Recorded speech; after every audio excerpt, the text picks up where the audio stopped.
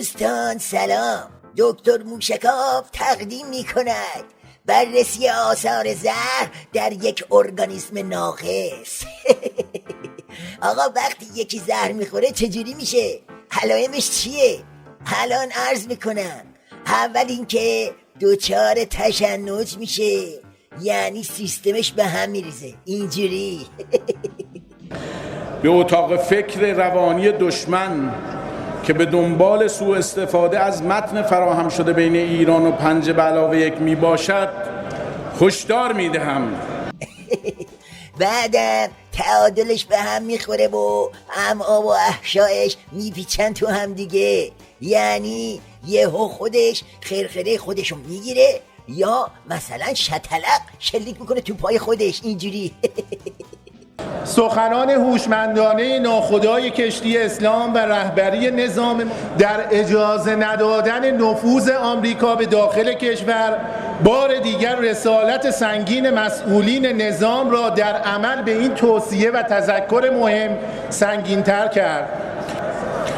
بسیار عجیب است که بعضی ها در راستای همراهی با دشمنان قسم خورده نظام مقدس جمهوری اسلامی ایران و بدون توجه به روح قانون و اصول 98 و 99 قانون اساسی در سخنان خود سعی در تضعیف نهاد مقدس شورای نگهبان را دارند.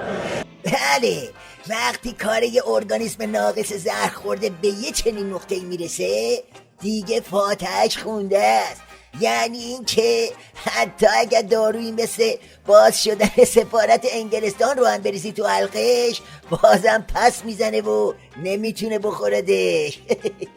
در شرایطی که مسئله نگرانی از نفوذ غرب در ایران در فضای پسا توافق اصلی ترین مسئله سیاسی کشور است، افتتاح سفارت انگلستان در ایران چه پیامی خواهد داشت؟ چه پیامی خواهد داشت؟ اینم شد سوال.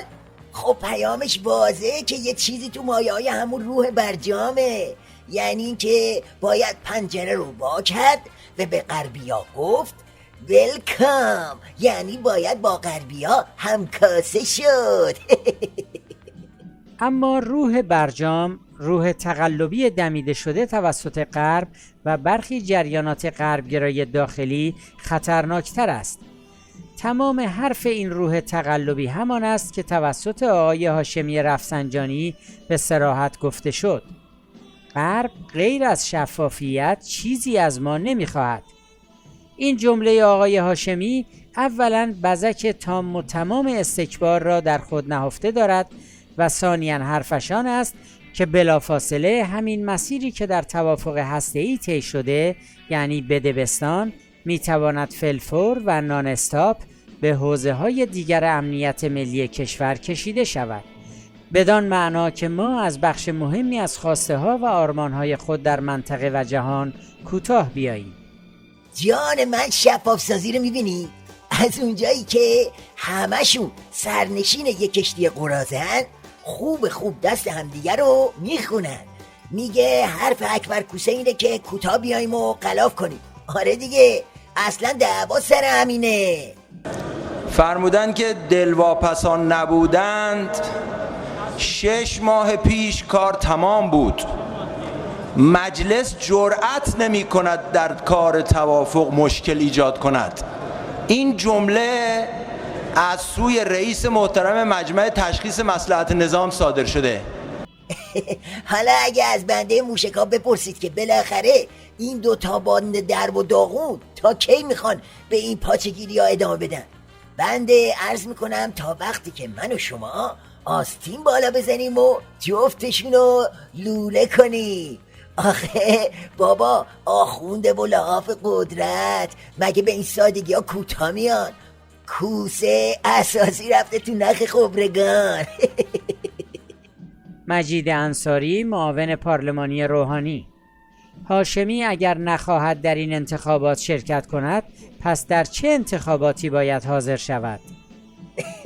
علی گدا هم که سر تشتک پاسدارا رو فرستاده بود تا نسق گیری کنه، بعدتر سیرداغ پیازداغ دعوا رو زیاد کرد.